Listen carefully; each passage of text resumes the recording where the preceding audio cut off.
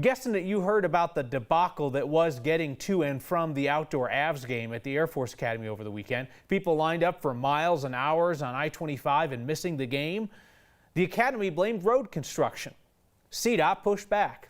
Today, our Steve Staker found a bit of military intelligence that all of us could have used ahead of time.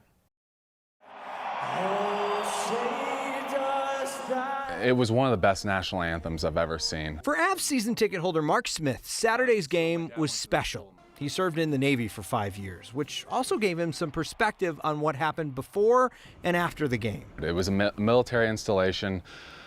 It wasn't designed to get in and out easy. Stalled traffic, both entering and leaving the academy, made people late for the game and late to get home. The Air Force Academy blamed much of it on conditions along I-25 and emergency repairs on potholes.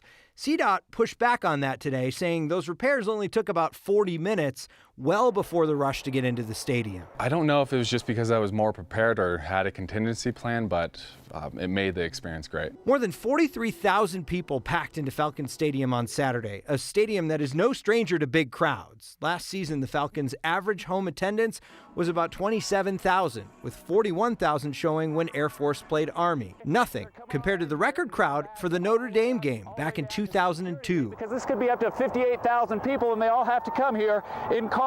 The stadium doesn't even hold that many people anymore. I think it's getting blown out of proportion a lot. It wasn't as bad as a lot of people are making it out to be. So I heard from several people on Twitter and via email yesterday who say it's pretty typical to have a long wait at Air Force Academy. I called around today to see if the Academy or the NHL submitted some sort of traffic management plan to some other agency. Doesn't sound like that was required. Though the Air Force Assistant Athletic Director says the Academy and the NHL sat down several times to discuss the plan for parking and for entry. Kyle.